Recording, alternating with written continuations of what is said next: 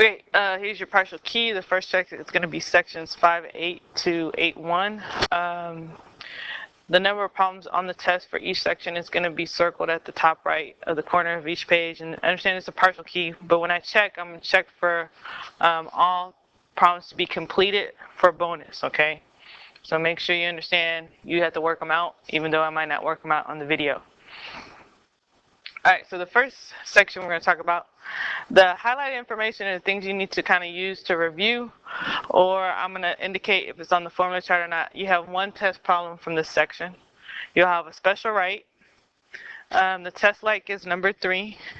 And so I'm just going to recap some facts to help you with your 45, 45, 90, because one's going to be 45, 45, 90. Remember that in a 45, 45, 90, that's an isosceles. Our legs are the same. And our hypotenuse, which is always opposite the right angle, is whatever the leg is times square root of 2. So what you're going to be expected to do on your test is to work backwards. It's going to be like this example that we have here. 10 is our hypotenuse. Okay, we're trying to find the legs. So to get to a leg, or to go back, this is when we're going to have to divide. So basically a leg is whatever the hypotenuse is divided by square root of 2. Since our hypotenuse is 10, then our leg is 10 divided by square root of 2. What we need to make sure you remember is that cannot leave the square root of 2 at the bottom. So we're going to multiply by the square root of 2 at the top and the bottom. And all we're going to do when we simplify is put these together. That's 10 square root of 2. And then these together end up just being 2. Okay? Because the square root of 2 times the square root of 2 equals the square root of 4, which equals 2, which is why we got just 2 at the bottom. Now, we're going to simplify all the way because I can reduce that. Make sure you reduce / simplify. So this is why we get 5 square root of 2, which is the answer they have right here. So, because I'm not going to work all of them, I'm going to get you started and make sure we understand the rule, and you need to make sure you complete them to get the bonus points. So on our first one here, we have the leg, hypotenuse. And to get the hypotenuse, it's whatever the leg is times square root of 2. Well, because I already see that the leg is 17, that means this is 17. And we're just going to plug that in. So our hypotenuse x is 17 times square root of 2, which equals just 17 root 2. Okay? So number 2 that I want you to do is like number 1. Remember, the hypotenuse is the leg, square root of 2. So you need to give me the answer. If you know the pattern, you don't have much work, it's mentally. Now, on 3, this is when you have to work backwards. This is when you have to remember, because we have the hypotenuse, and we're trying to find the leg, our leg is our hypotenuse divided by square root of 2. Okay, so I already know what our hypotenuse is. So that's our leg, x. Our hypotenuse is 8, so that's 8 divided by square root of 2. And we cannot leave that, so we have to rationalize it. So x equals 8 square root of 2 over 2. But then I want you to recognize that you need to simplify that. So our answer is 4 square root of 2. So here we have the hypotenuse, which we know is leg square root of 2. We're trying to find the legs. Hopefully you can see that. There's your hint. Alright, so you're going to have one problem dealing with 45, 45, 90. 2 dealing with 30, 60, 90. Make sure you know the rules to the 30, 60, 90. Some things we need to recap. Okay.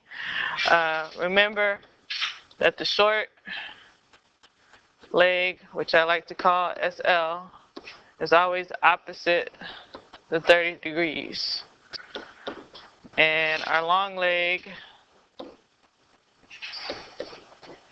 is opposite 60. And the hypotenuse is always opposite 90. So, in this example, this would be short leg, this would be the hypotenuse, this would be the long leg. And they have the following formulas, which we're going to get off the formula chart. So, let's look at some practice problems. I'm going to do a couple. The 6 and 7 are the test light. Get in the habit of labeling. So if I look opposite 30, there's our short leg. This is our long leg. This is our hypotenuse. Remember, when we're dealing with a 30, 60, 90 triangle, this is our starting point.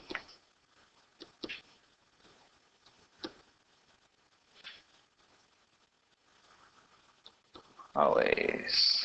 Alright, so, oh shoot. Okay, so because I know the hypotenuse is 18, to go back, I'm going to now divide by 2. So my x would be 9, and then my y, which is the long leg, our long leg is whatever the short leg is times radical 3.